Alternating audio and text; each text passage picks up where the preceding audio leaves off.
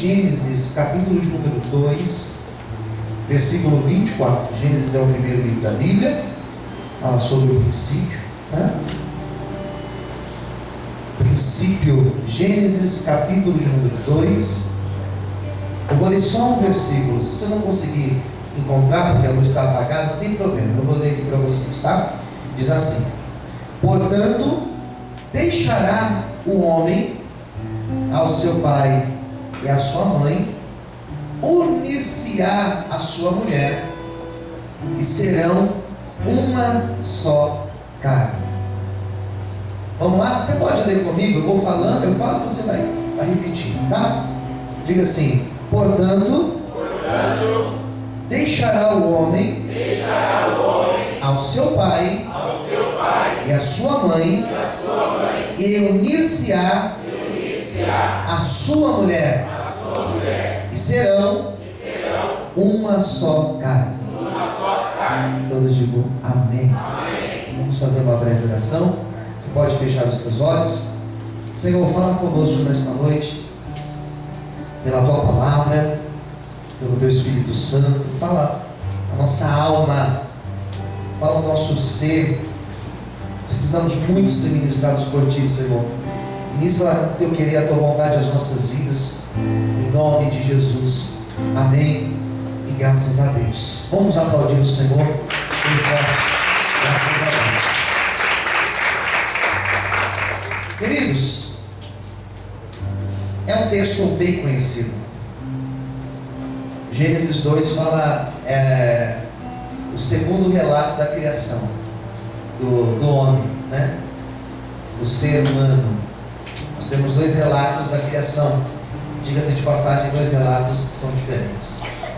E Gênesis 2 vai narrar o segundo relato da criação. Como o homem e como a mulher foram criados. E na verdade não é apenas um texto que fala acerca da criação. Eu não vou falar da criação hoje no sentido criação dos seres, criação da natureza, criação do ser humano, mas é um texto que fala sobre a instituição do primeiro casal da história, da primeira família. Quem está entendendo, diga amém. É isso que o texto vai falar, né? Ele vai também falar isso, corrigindo, ele também vai falar isso. E é justamente esse aspecto que eu quero comentar com vocês na noite de hoje. Aqui nós temos o relato da primeira família que foi constituída por Deus. O primeiro exemplo da instituição família que existe na face da terra, que existiu na face da terra. E aqui nós temos o relato da criação do Adão, do homem, e da sua costela Deus tira ali uma costela, ele cria a mulher. E é esse o relato que nós temos. E é essa a ideia que nós vamos comentar um pouco nesta noite. E percebe que a ideia que vai se desenvolver dentro desse texto, o conceito que surge, é o conceito: o homem e a mulher irão se tornar uma só carne. Quem entendeu, diga amém. Amém. Não no sentido físico, nós não estamos aqui falando no sentido físico, literal, mas nós estamos falando uma dimensão muito diferente, espiritualmente dizendo, emocionalmente dizendo. Não é uma só carne no sentido físico, porque você sente algo, a tua esposa sente, você vai sentir outras coisas, outras dores, outros sentimentos, outras emoções, por aí vai. Mas é um sentido muito profundo, e é esse conceito que eu gostaria de comentar com vocês na noite de hoje. O homem deixará o seu pai e a sua mãe, nos faz pensar na ideia plena que Deus tem para o casal. Deixar pai, deixar mãe, se unir à mulher e se tornar uma só carne. É essa a ideia que Deus tem para o casamento. pensou em outra coisa.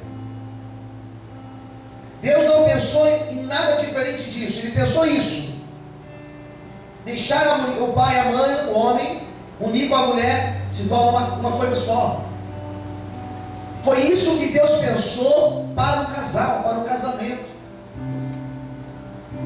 Posso pensar muitas outras coisas, posso desenvolver outras ideias, outros conceitos, como já falei em vários encontros aqui, mas a ideia principal do casamento é eu me tornar uma só carne com a minha esposa. Quem entendeu? Diga amém. Amém. É essa a ideia de Deus. Foi esse o plano que Deus pensou para mim, para você, nosso casamento. E é por isso que quando nós celebramos um casamento, eu sempre gosto de dizer uma frase: aquilo que Deus uniu, que nada, que nenhum homem venha separar. Porque é uma união que não é física, que não sou eu que promovo, mas é uma união que creio eu que foi promovida pelo próprio Deus. Quem está entendendo a palavra, diga amém. Mas percebe que dentro desse versículo tem uma palavrinha que me chama a atenção. Eu gosto de me pegar em algumas palavras e pensar sobre ela, que é a palavra deixar. Deixar. Sabe o que é deixar? Nós sabemos o que significa deixar. Casamento, se eu estou dizendo para vocês que o que Deus pensou como pleno, como perfeito para o casal, é o homem deixar o pai e a mãe, se unir com a mulher e se tornar uma só carne. Se eu estou dizendo que essa é a ideia perfeita do que é um casamento, logo, eu estou dizendo para vocês que dentro dessa ideia perfeita existe uma palavra chamada deixar. Que está me entendendo? Diga amém.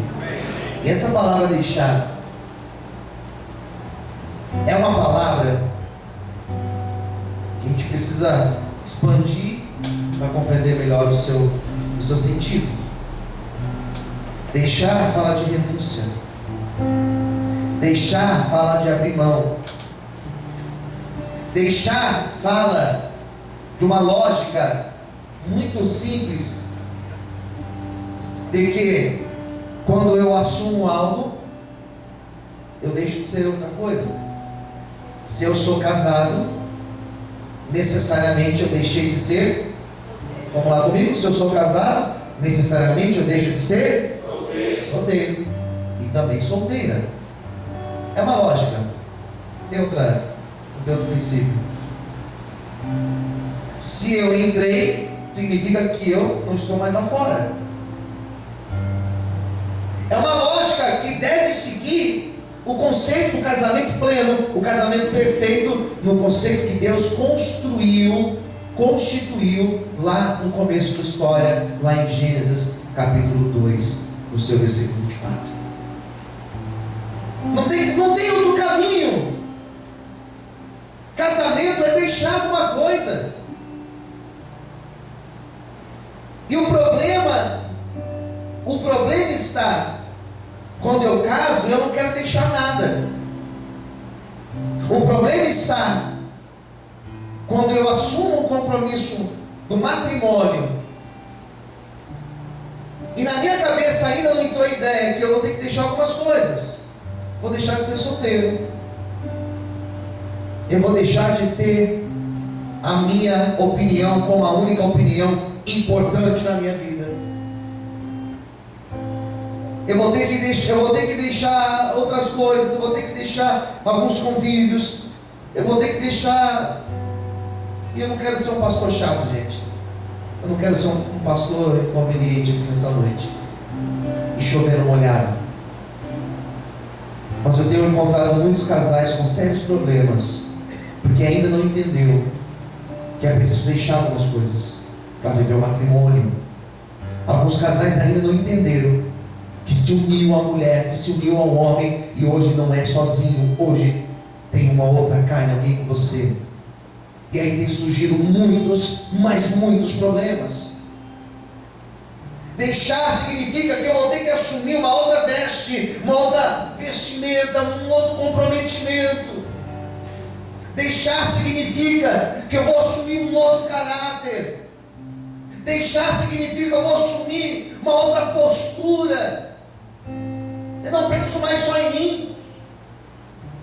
Eu não penso mais de maneira egoísta. Eu não penso mais de uma maneira individualista. Acabou. Eu me tornei uma só carne. Eu assumi um outro papel na história. Agora eu sou esposo. As mulheres agora é esposa, mãe, pai. Acabou. Os papéis mudaram. E alguns casais têm tanto tempo de casado e ainda não percebeu que os papéis mudaram e que nós não somos mais o solteiro de antes ou a solteira de antes, e que hoje nós temos que assumir uma outra postura, porque hoje nós somos casados.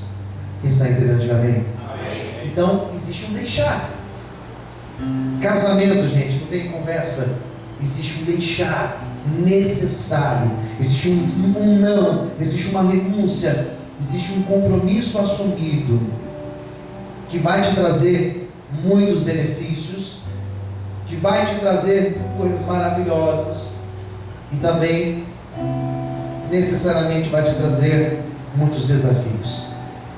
E desafios que, quando são superados, eles se tornam situações maravilhosas da nossa vida. Quem está entendendo, diga amém. Amém. É isso que eu quero pensar com vocês hoje. É justamente em cima desse negócio aqui. Eu quero pregar para vocês nessa noite de uma forma, tentar ser de uma forma muito bem objetiva na minha exposição dessa noite. Essa perspectiva de uma só carne nos leva a compreender duas ideias. Quando eu falo o conceito uma só carne, eu vou ter que superar algumas coisas e eu vou ter que aderir, assumir algumas outras coisas. Uma só carne me faz abrir mão de algumas coisas e assumir outras coisas. Quem entendeu, diga amém. Quem entendeu, diga amém. Amém. É isso que eu vou comentar hoje, de forma muito objetiva.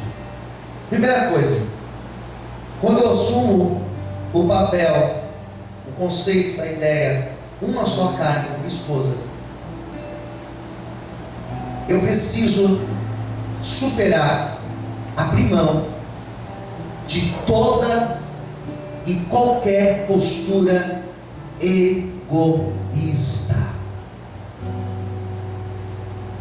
O casamento, quando ainda existe o egoísmo, o casamento onde existe a primeira pessoa do singular, eu, o casamento onde existe essa postura de eu falo, eu faço, é do meu jeito, é um casamento doente, é um casamento que não vai ter futuro.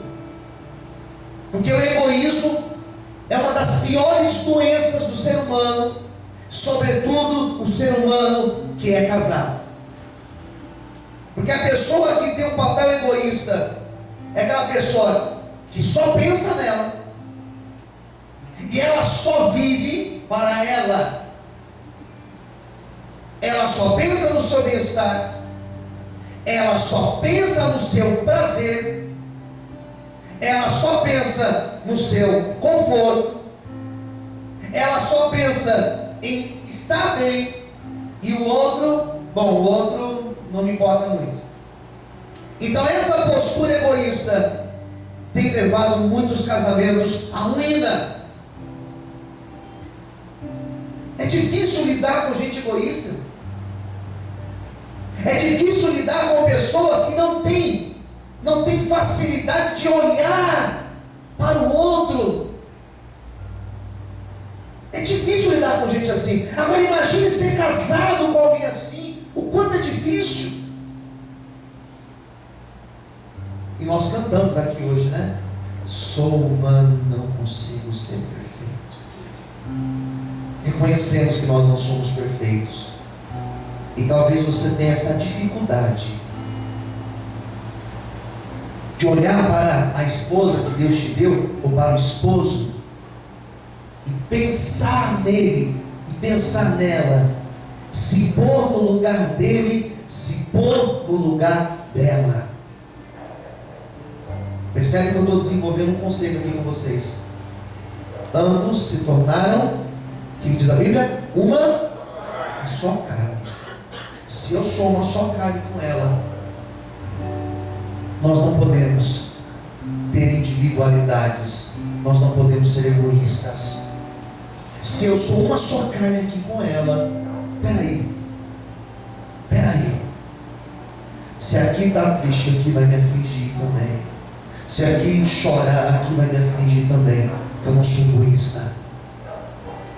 Agora, enquanto existiu egoísmo, enquanto a relação foi egoísta, enquanto os meus sentimentos forem somente eles que devem ser reconhecidos e valorizados, meu casamento vai ser doente. Enquanto o meu bem-estar é só isso que é importante, sabe o que vai acontecer? Eu não estou deixando nada, eu não renuncio em nada. Eu quero aquela vida e quero essa vida aqui também, é tudo meu e nada dele. Por isso, em nome de Jesus, se egoísmo faz parte, é característica tua, seja humilde em reconhecer, seja humilde em perceber o quanto nós precisamos evoluir. Pastor, mas será que não? Mas eu não sou egoísta. Talvez você sim tenha sido egoísta na tua relação, e eu acredito, irmão, sem tirar ninguém aqui, que muitos de nós aqui, a maioria de nós, temos um pouco ainda de egoísmo na nossa vida, e às vezes nós preferimos fazer somente a nossa vontade, do que ter ali um momento de abrir mão, de renunciar, de entrar numa justa medida. Em nome de Jesus, supere isso na tua vida, supere isso no teu casamento, para que o teu casamento possa melhorar a partir de hoje, em nome de Jesus. Quantos podem aplaudir o Senhor essa noite? Aleluia! Amém? O egoísta se preocupa apenas com o seu bem-estar, com o seu sentimento, não se importa se está ferindo o outro. Eu falo mesmo. Peraí, você está machucando o outro com a tua palavra. Mas eu sou assim mesmo. Peraí, mas você está machucando o outro. Isso é egoísmo. Isso não vai levar o casamento para lugar nenhum. Uma outra coisa que nós devemos superar, eu vou falar 3 coisas que nós devemos superar. 3. Primeiro, egoísmo. Qual que é a primeira? Egoísmo. A segunda é muito parecida, é o individualismo.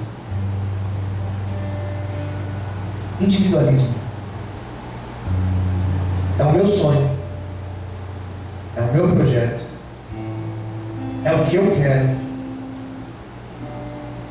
é o teu sonho, é o teu projeto, é o que você quer.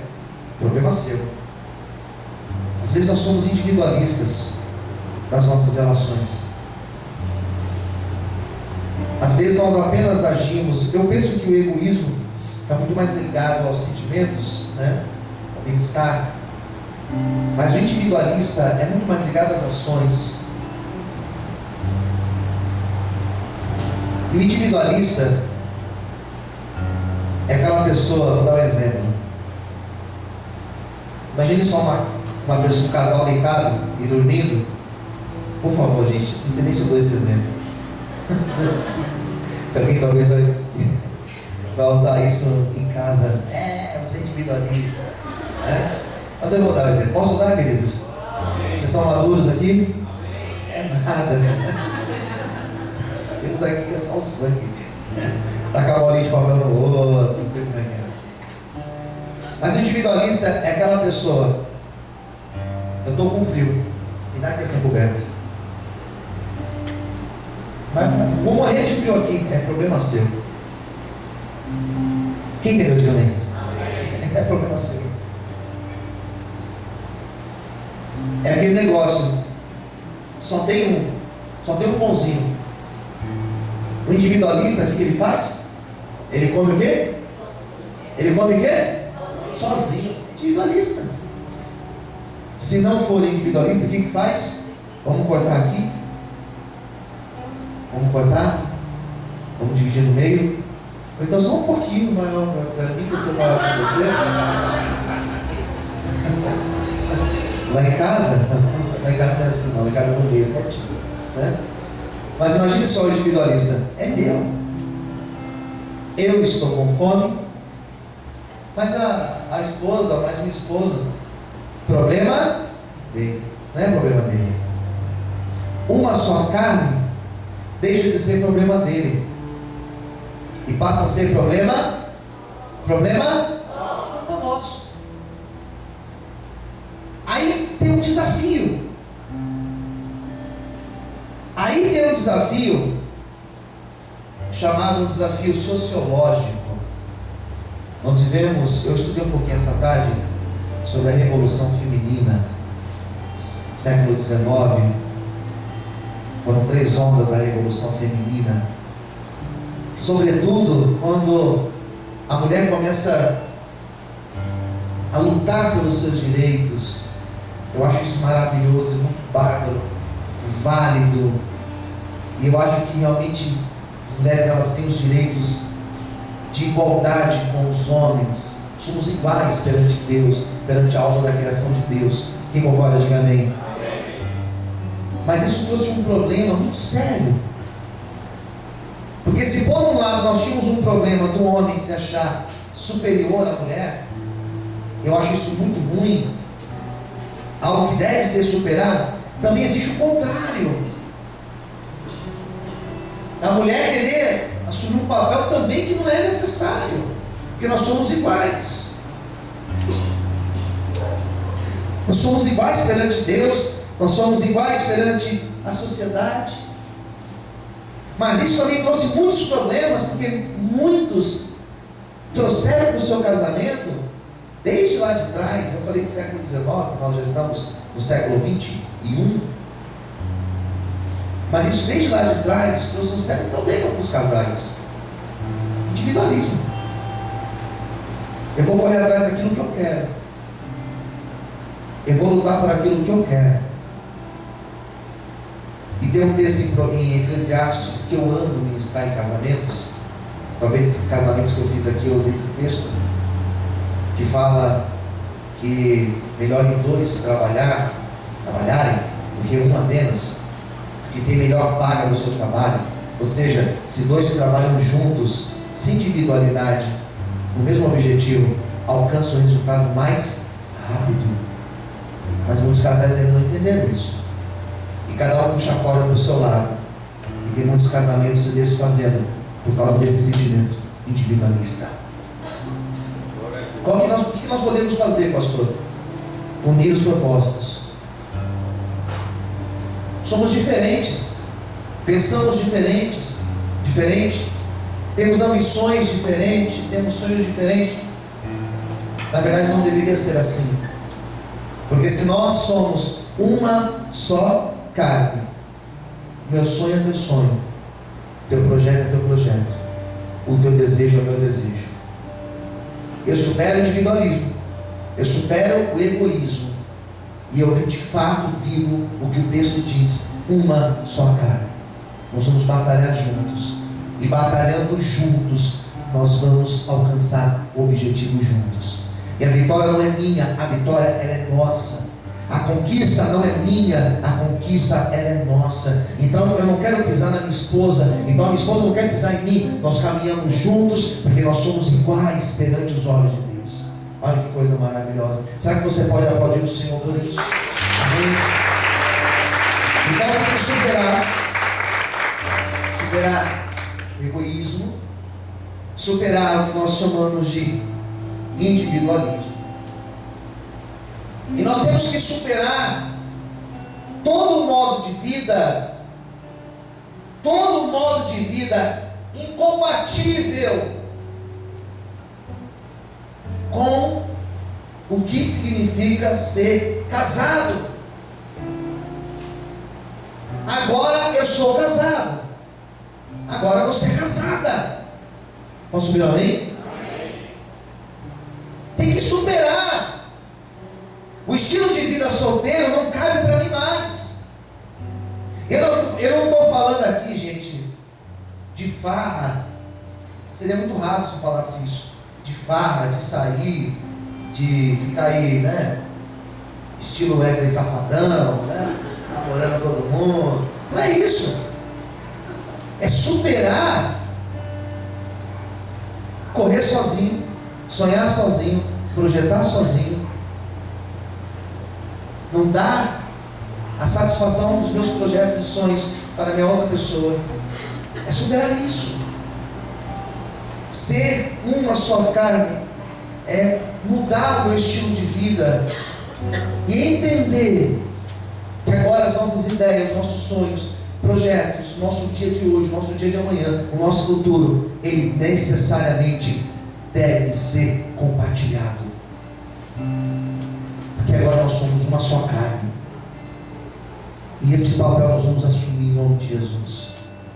E esse papel nós vamos vestir. E essa roupa nós vamos vestir. E nós iremos viver a plenitude da bênção de Deus sobre a nossa casa e sobre a nossa família. Será que você pode aplaudir e louvar ao Senhor por isso nessa noite? Aleluia. Amém? Bom, eu falei daquele que você deve abrir mão, que você deve superar. Tá, é desafiante. Não é fácil o que eu estou falando, queridos. Não é fácil. Porque nós já somos casados. Isso aqui não é um curso para alguém que vai casar. Nós já somos casados. Nosso desafio é maior. Porque nós temos um modo de agir e pensar que talvez nós copiamos muito dos nossos pais. Ou talvez não, sei lá. Mas é um desafio. Ninguém disse que seria fácil. E aí vai entrar a ação de Deus em nos ajudar a superar essas coisas. Posso ouvir glória a Deus? Egoísmo, individualismo, esse modo de viver incompatível. E por outro lado, se eu tenho que abrir mão daqui, se eu tenho que rejeitar algumas coisas, por um outro lado eu tenho que aderir. Porque nós assinamos um contrato. Lembra a pessoa que está do seu lado? Diga assim: nós assinamos um contrato. Fala assim: não esqueça disso. Você assinou um contrato, amigo. Irmã, assinou um contrato. Não, pastor, assinei de lápis e apaguei. Não. Assinou. E eu lembro. Eu orei. Coloquei as mãos e tal. Eu estava lá. Nós assumimos um compromisso. Então nós aderimos a um contrato chamado casamento. E algumas coisas nós temos que aceitar para as nossas vidas. Primeira coisa, nós temos que aderir à ideia de que casamento é uma parceria. Fala para o esposo ou para a esposa: somos um parceiro. Não, mais forte, em nome de Jesus. Fala assim: ó, nós somos um parceiro na caminhada chamada casamento. Casamento é parceria. Casamento, irmãos, é mais do que uma sociedade. Porque sociedade às vezes não é nem meio a meio, 40% de um, 60% de outro, sei lá. Casamento é parceria. Eu amo essa palavra, parceria. Crescemos juntos, tá bom? Combinado? Desenvolvemos juntos, combinado? Se eu sofro, se eu padeço, você sofre junto comigo, combinado? Mas se eu crescer, se der certo, vai dar certo para mim e para você. Quem entendeu? Diga amém. É isso. O casamento é uma parceria que não deve ser desfeita, que não deve existir sentimentos terceiros, interesses, que às vezes uma sociedade tem interesse. Às vezes eu faço uma sociedade com alguém porque ele é bom de marketing. Às vezes eu com alguém, porque essa pessoa, ela é influente, ela tem os fornecedores bons, então eu faço uma sociedade com essa pessoa. Eu faço uma sociedade às vezes, porque aquela pessoa, ela tem um ponto comercial bom, então eu entro com o meu produto, e a pessoa vai ter um ponto comercial, e a gente monta uma parceria, eu ganho e tal. Casamento não é isso não. Casamento é nós caminharmos juntos, crescendo, desenvolvendo como parceiros. Eu invisto em você e você investe em mim. Eu te ajudo, você me ajuda, porque você me ajudando, você está se ajudando, porque se eu crescer, você também cresce. Então incentiva o teu marido, então incentiva a tua esposa, então levanta a moral do teu marido, levanta a moral da tua esposa, seja o primeiro parceiro dele e dela, e tenha certeza que vocês terão um casamento abençoado por Deus. Você pode aplaudir o Senhor nessa noite. Aleluia. Não seja uma mola de tropeço. Seja uma mola de impulso. Mola de impulso para o marido, para a esposa. Invista. Incentive. Gaste tempo nessa parceria chamada casamento. Vamos caminhar junto. Vamos estar junto. Vamos aí juntos. Tem que ter essa adesão, irmãos. Parceria. Quem entendeu, diga amém. Segunda coisa. Vou falar 3 coisas também. Segunda coisa. Aderir à ideia de que o bem-estar do casamento depende, eu coloquei a palavra assim, olha, necessariamente do bem-estar de ambos. Uma só carne, queridos. Quem está ouvindo, diga amém. Uma só carne é eu entender que o meu bem-estar é o bem-estar da minha esposa. É minha esposa entender que o bem-estar dela tem que ser o mesmo que o meu. Não basta eu estar bem e a minha esposa não está bem, ou o contrário. Ambos precisam ter um bem-estar. Se eu vou fazer algo que vai prejudicar a minha relação, será que eu tenho que fazer isso mesmo? Será que realmente eu não estou sendo egoísta? Eu não estou sendo individualista? Estou. É um problema sério. Porque isso aqui mexe muito com o egoísmo. O importante é eu estar bem, pastor. Não é você estar bem. O importante é vocês estarem bem. E não é só ela também estar bem, ou somente ele. Nós precisamos estar bem. E sabe como eu vou descobrir se ela está bem? Se ele está bem? Conversando. Exige um diálogo. Porque a gente não tem bola de cristal às vezes. Casamento não pode ser feito. Mas eu acho, eu imaginei, eu pensei. Quantos problemas nós já tivemos no casamento que nós pensamos: mas você não falou? Se tivesse falado, não tinha feito. Quem concorda comigo, diga amém. Quantas vezes já tivemos brigas por causa disso? Então, bem-estar, gente, posso ser bem transparente com vocês, sim ou não? Sim ou não? Sim. Então tá bom. Isso vai desde a relação íntima na cama até os projetos materiais da vida. Isso vai na nossa relação inteira, gente.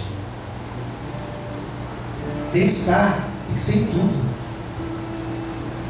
Não, mas o importante é eu. Quem disse que o importante é você? Você é homem? Ou quem disse que é importante você, mulher? Ambos se tornaram uma só carne. Então o prazer deve ser mútuo. O bem-estar deve ser mútuo. Precisamos estar bem. Então, em alguns momentos você vai ter que conversar. E não vem esse papo: não, mas eu não gosto de conversar, tem coisas que eu não gosto de falar. Tem que falar. Tem que falar. Mas tem que falar, como está lá em Colossenses. Lembra desse versículo lá no monte?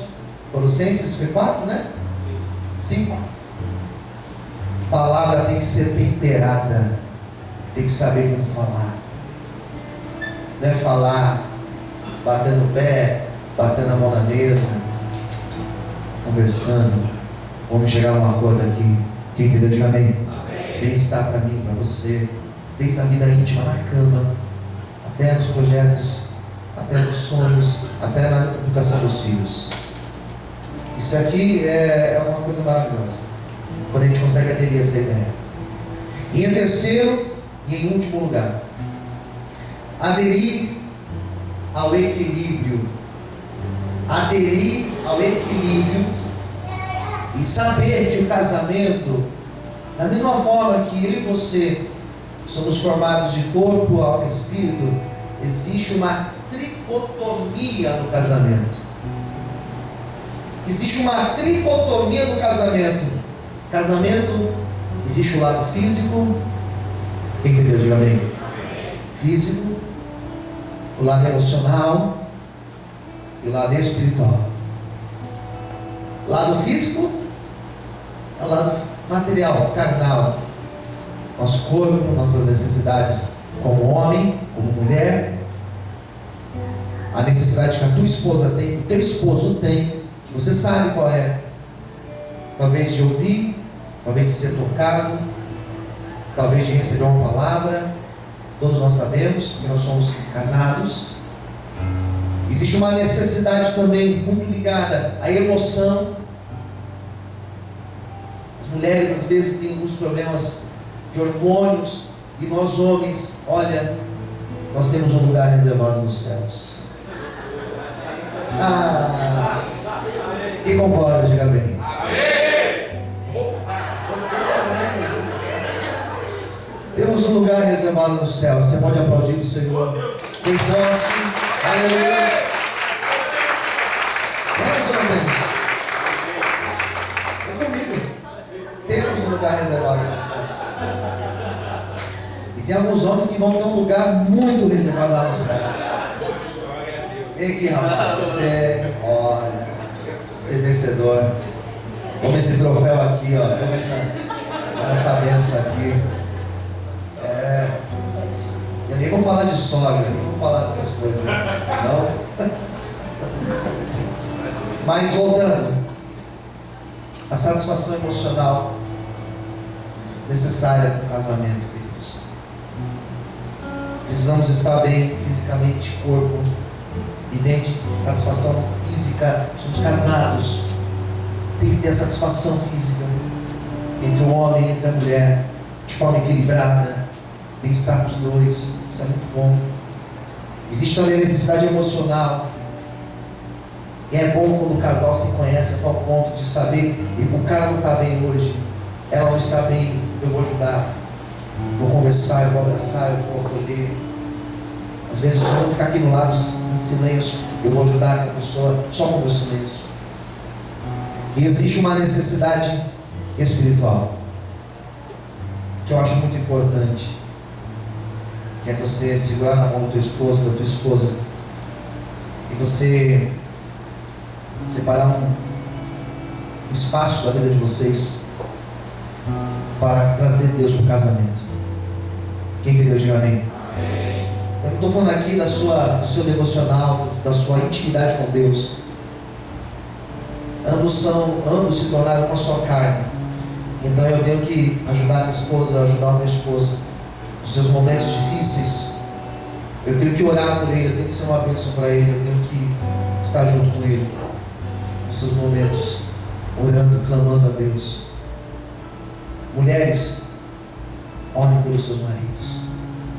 Eles passam lutas muito grandes, interceda pela vida deles. Homens, orem pelas suas mulheres, que elas também são bombardeadas pelo adversário diariamente. Interceda, clame a Deus por ela. Às vezes nós somos tão individualistas, egoístas, que até nisso nós erramos. Ambos se tornaram uma só carne, ou seja, ambos estavam juntos. Percebe que o Adão e a Eva Eles caíram juntos, pecaram juntos, se levantaram juntos, porque eles eram ambos ali uma só carne. Eu tenho a minha individualidade com Deus, você tem a sua individualidade com Deus, o seu relacionamento subjetivo, você e Deus, sim.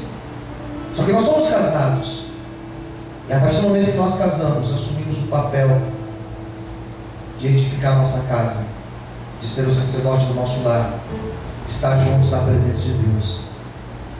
E a maior dádiva será, e aqui eu encerro a minha pregação de hoje, você chegar perante Deus com a tua esposa e você falar: Deus, foi essa esposa que o Senhor me deu, eu estou aqui, Senhor, te apresentando ela aqui perfeita, eu cuidei dela. E você, esposa, chegar perante Deus e falar assim: Deus, foi esse esposo que o Senhor me deu, e ele está aqui, eu cuidei dele, ele está aqui íntegro na tua presença. Que em nome de Jesus nós possamos ser uma bênção na vida do esposo, na vida da esposa. Que nós possamos lembrar dessa dicotomia: necessidade física, necessidade emocional e a necessidade espiritual do outro. Quem entendeu, diga amém. Amém. Ambos se tornam uma só carne. Isso ocorre quando nós estamos na presença de Deus, quando nós trazemos Deus para o nosso casamento. É o nosso desafio. É o nosso desafio. Não é um passe de mágica, é uma vida sendo construída. Nós vamos orar nesse instante. Convido você a ficar em pé. Aqui encerra minha pregação. Será que você pode aplaudir bem forte o Senhor?